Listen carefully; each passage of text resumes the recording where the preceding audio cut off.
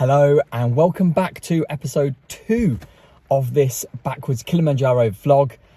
Today we are diving into a question that I get asked all the time. I want to clear it up, I want to answer it because it's a complicated answer to a very, very simple question. Why?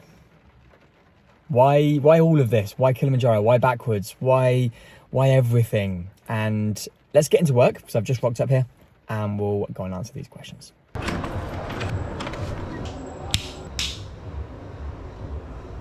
Okay, so let's just get into this nitty gritty.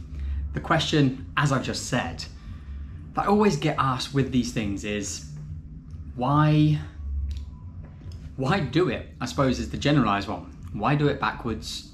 Why mountains? Why and where has all this started? So we're gonna rewind a few little bits and this whole section is going to be a little bit about my motivations, why, and hopefully some of these are going to surprise you for a few different reasons. Is a lot of people find that motivation is outcome specific. You're motivated to go to the gym because you want to lose weight or get fitter. You get something out of the deal that you're putting in for it. And realistically, that's where these backward challenges started. I put some training into it. I was able to do something that not very many other people were doing, partly because of how crazy it is, but also for the uniqueness and how challenging it can be. But then as it's evolved over time and the challenges have grown and got bigger, I think it's only fair to say I've only grown mentally.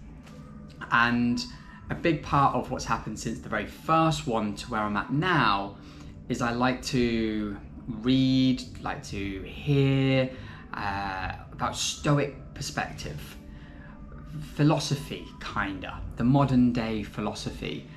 And there's a lot more about my current challenge and the two most recent current challenges that takes far more away from I'm achieving this because I want to be successful, the only person. And don't get me wrong, please. Those accolades are definitely something intrinsically there. I'd be silly to say they weren't, because they always were there to begin with. I always had that with my first two challenges, the Snowdon one where this really started, but also then the 30-mile hike backwards. And these were things where I was looking at kind of going, well, I don't know anyone else that's walked backwards for 30 miles. That's pretty cool. And there are loads of people out there that have done it. So from an accolade point of view, I'm really not in a small company. And that's, I guess, the answer to why backwards. Because I could run a marathon and we could all train to do something that thousands, if not tens of thousands, if not millions of people do every single year. Pulling on the London Marathon, for example, I had a great experience going down there this year with Leanne. She ran her first ever marathon and it was amazing. It was such a good experience. But there was something silly like 35,000 other people on that start line doing the same thing. Now that isn't to say at all that it takes away from their own achievements, their own personal goals, their own personal trials. But I don't see value in me training for a long, long time.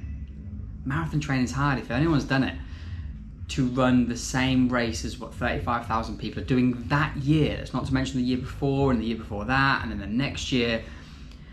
So when we're talking about Kilimanjaro, we're talking about two people that have only ever walked to the summit backwards. So on the start line of the history of walking up this mountain, there's just me and 3 others, which I really, really like. And that's where I start training to be in a small group of people. And these vlogs, if these are going out and someone else is inspired to go and do this, message me, talk to me. I'd rather help other people try and do similar things. I'm not here going, I just want it to be us 3 in this group. I want more people to do things that push their mindsets, push their perspectives, push their own beliefs in doing something that you don't think you can do. And that's another why. I'm all about challenging yourself through hardship, and the Stoics talk about this an awful lot, that if you can endure it, endure it. And the more you endure it, the better you get at enduring things that are thrown at you in future. Now, so often in a modern day life, we go inward, we get comfortable, we're happy being in our warm houses, our comfortable beds with nice tasty foods. And there's a part of me that kind of likes the challenge of being on a mountain for 8 days, walking backwards, physically challenging myself and doing it all, and only ever blaming myself for that. I'm the only one that has made myself do this. And I think more people should put that emphasis and onus on themselves to do the same thing. If it is a marathon, as we've just used that example of, if you don't think you can do a marathon, do a marathon. Because lots of other people can. It's not an impossible feat. But can you? And can you endure the hardship that was self-imposed on yourself? And there's lots of these little attachments to the why. So when someone says to me, why? The easy answer is why not? And I don't mean that to be like, well, why not? It's not a big deal, but because this video is designed around my motivations, my reasoning behind this. Now, when we start looking at challenges where I'm in very, very good company with 2 other people, I think there's only been people walk up the mountain separately from the UK 3 Peaks Challenge. I believe I'm the only one ever to walk up the UK 3 Peaks in one trip. So I'm in good company with a lot of these, and because of that, I see value in raising awareness for charitable organisations and messages that are being sent out that I would like to try and get behind, and I would like to spread that to everyone else. So it's kind of the inspiration, the motivation that I have to do the hard things that should hopefully inspire people to either support me doing the hard things or inspire them to go out and do their own hard things off their own back. And I would be silly to firstly try and do a Kilimanjaro Backwards attempt and not try and raise some amazing money for some amazing charities. And we'll know more over these next couple of weeks about who I'm raising money for as the whole plan comes together. So I have almost these multiple barrels of motivation and dedication, discipline, reasons to get up and train, because I'm telling myself I have to, the self-imposed hardship. I'm also in good company. I am inspired and motivated to be in a small group of people that have achieved a certain challenge, and therefore a charitable organisation can benefit from me doing this, and therefore I get another level of motivation on top of that. Now, with all this being said, I still quite like that perspective of, because I can, and I want other people to be able to have that. And we come from, certainly in the modern day world, I believe now, people that are doing crazier things all the time. So this trip in particular is inspired by people like Ross Edgley.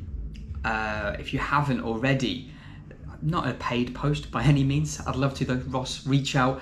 Get his books. He swam around the UK, the first ever person to go all the way around the island. He is he is recently undertaken challenges, the longest continuous swim, one up in Loch Ness, one out in a lake in Italy, both coming to an end for lots of different reasons, but he's pushing human abilities and doing things that not very many other people do. We then have currently a guy that's running the length of Africa, the southernmost tip of South Africa, right up to the northmost tip of Tunisia, Russ Cook, currently out there doing it now, I believe 150 odd days in at the point of this video. So we're seeing how people are doing new things and inspiring people to do things for the first ever time. And that's where little old me here never thought I'd be. You know, we talk about 2019, my first ever Backwards challenge.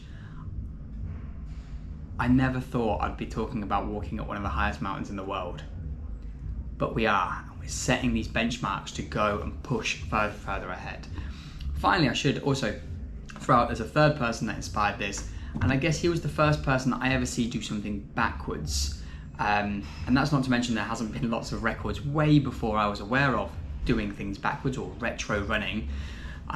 Jamie Alderton, he tried to set a 24-hour backwards running world record. He's to add on to a number of other world record attempts that he has. So these three people that are very, very close to what I stand for, what I like, pushing the human evolution, pushing the boundaries of what we're able to achieve, are inspiring this trip along with all those other motivations and reasons to do it. A short video today. Hope you enjoyed it. I hope that answers some questions about why, and I'll be doing more of these Q&A type questions, filling you in as time goes on about this trip. As we said in the first vlog, members of the team are going to be introduced, the charity chosen, you'll get to meet the guide, all of these different things that are going to add into the trip and why it's going to be a huge success. But until next time, thank you for watching. Once again, please like, share, do the whole thing, subscribe. The subscribe thing is going to be the most important thing as this trip goes on, so I really, really appreciate it. If you know me directly, because I know lots of my clients are watching this, family, please just go down. It's free, it doesn't cost you anything, and I promise I won't be clogging up your YouTube feed too much. And if it is, it's positive stuff, getting out there, challenging yourself with personal challenges, challenging yourself with challenges. Excellent way to end the video. See you all soon.